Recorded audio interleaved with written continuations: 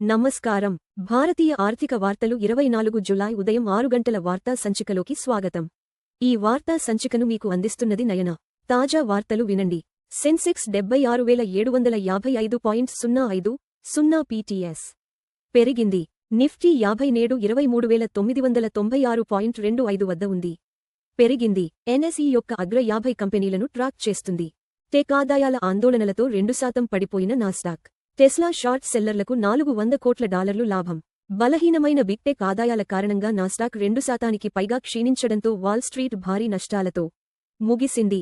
మరోవైపు టెస్లా షేర్లు 15% వరకు పడిపోవడంతో షార్ట్ సెల్లర్లు $400 కోట్ల లాభాన్ని ఆర్జించారు.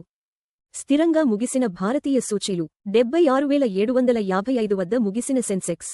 బీఎస్ఈ సెన్సెక్స్ మునుపటి స్థాయితో పోలిస్తే ఎలాంటి మార్పు లేకుండా 76,755.05 పాయింట్ల వద్ద ముగిసింది. ఎన్ఎస్ఈ నిఫ్టీ 50 కూడా స్థిరంగా ఉంటూ 23,996.25 పాయింట్ల వద్ద ముగిసింది. 6% పైగా పెరిగిన క్రూడ్ ఆయిల్ ధర బ్యారెల్కు $92 మరియు 16 సెంట్లు వద్ద ముగింపు. మధ్యప్రాచ్యంలో పెరుగుతున్న ఉద్రిక్తతల మధ్య క్రూడ్ ఆయిల్ ధర 6.14% పెరిగి బ్యారెల్కు $92 మరియు 16 సెంట్లు వద్ద ముగిసింది. ఈ ప్రాంతంలో తీవ్రమవుతున్న ఘర్షణలు సరఫరా అంతరాయాల ఆందోళనలను పెంచడంతో ఈ భారీ పెరుగుదల నమోదైంది. తగ్గిన బంగారం, వెండి ధరలు ప్రతి ట్రాయ్ ఔన్స్కు $4,051 మరియు 80 సెంట్లు వద్ద ముగిసిన బంగారం ధర 2.29% తగ్గి ప్రతి ట్రాయ్ ఔన్స్కు $4,051 మరియు 80 సెంట్లు వద్ద ముగిసింది. వెండి ధర కూడా 3.51% క్షీణించి ప్రతి ట్రాయ్ ఔన్స్కు $57 మరియు 92 సెంట్లు వద్ద ముగిసింది. డాలర్ ఇండెక్స్ బలోపేతంతో 96.56 వద్ద ముగిసిన యుఎస్డి/ఐఎన్ఆర్ మారకం విలువ మునుపటి సెషన్తో పోలిస్తే స్థిరంగా 96.56 వద్ద ముగిసింది.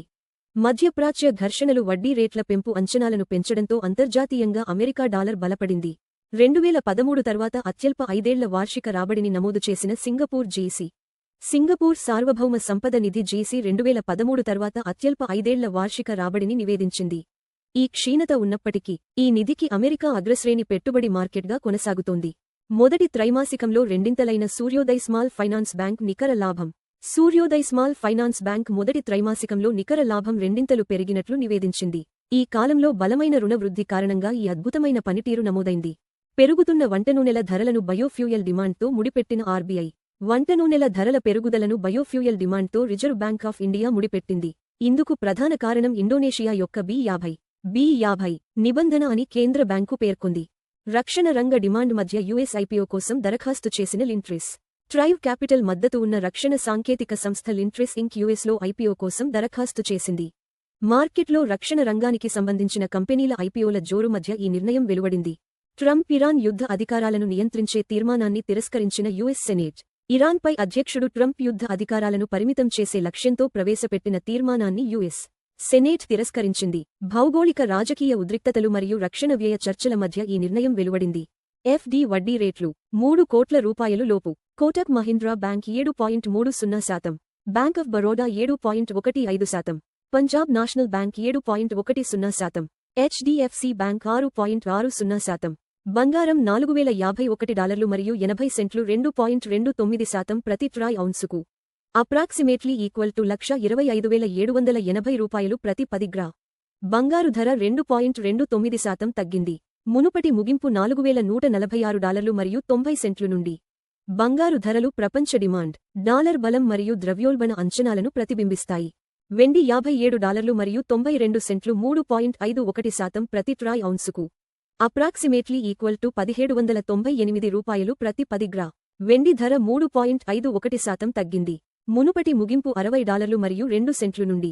వెండి ధరలు పారిశ్రామిక డిమాండ్, సౌర శక్తి మరియు సెంట్రల్ బ్యాంక్ విధానాలతో ముడిపడి ఉంటాయి. WTI క్రూడ్ ఆయిల్ $92 మరియు 16 సెంట్లు 6.14% ప్రతి బారెల్కు ట్రేడ్ అవుతోంది. చమురు ధర 6.14% పెరిగింది. మునుపటి ముగింపు $86 మరియు 83 సెంట్లు నుండి.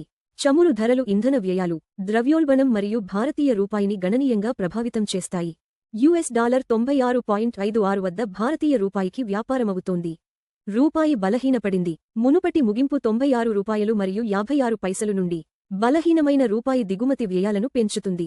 అయితే ఐటీ మరియు ఫార్మా ఎగుమతిదారులకు ప్రయోజనం చేకూరుస్తుంది. ఎల్పీజీ సిలిండర్ ధరలు ప్రధాన నగరాలు చెన్నై 957 రూపాయలు మరియు 50 పైసలు 3106 రూపాయలు. బెంగళూరు 944 రూపాయలు మరియు 50 పైసలు 3021 రూపాయలు. హైదరాబాద్ 994 రూపాయలు 3191 రూపాయలు. ఆంధ్రప్రదేశ్ 966 రూపాయలు మరియు 50 పైసలు 3128 రూపాయలు. భారతీయ ఆర్థిక వార్తలు చూసినందుకు ధన్యవాదాలు. ప్రతిరోజు ఉదయం మరియు సాయంత్రం 6 గంటలకు మా వార్తలు చూస్తూ ఉండండి. లైక్, షేర్ మరియు సబ్స్క్రైబ్ చేయండి.